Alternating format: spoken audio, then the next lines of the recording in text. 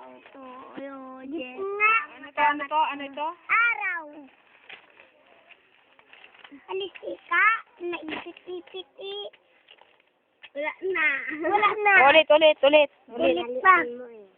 Ulit. Simula din eh.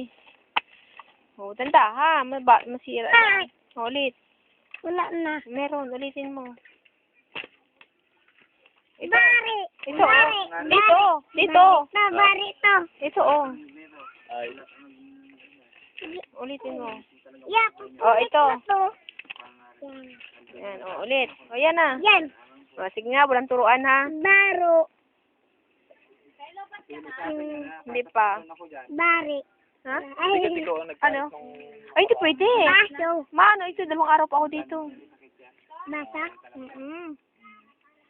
Yung darire. Ay, kamay. Kuko. Kuko. Ito. Sabaw. Ano yan tayo? Tingin ka muna. Ano yan? Ito yung ibig sabihin sa talaga yan. Ay, wag. Malikot.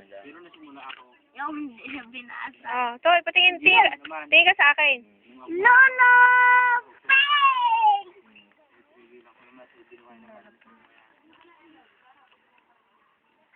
Duming ko Sa Batangas nga isang pag umakyat ka, isang puro ng babawaan mo.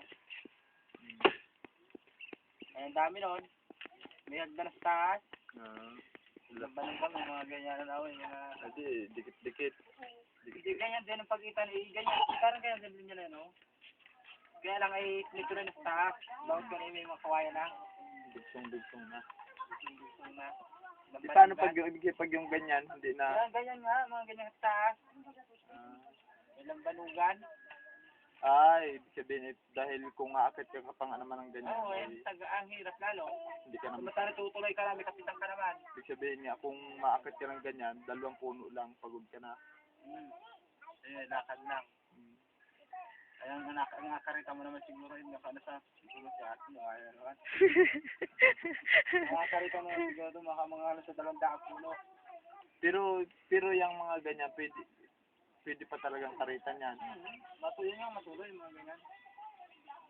Kaya lang hindi na nakadahil nga yung akit lang yan, no, ay makaisang puno ka lang ay... Depende pati sa puno ng nyog, katulad yan, no, yan, sana yan, matuloy yan, kaso na yan. Kita mo sa palapa ang matuloy ang nyog. Yung magang selpak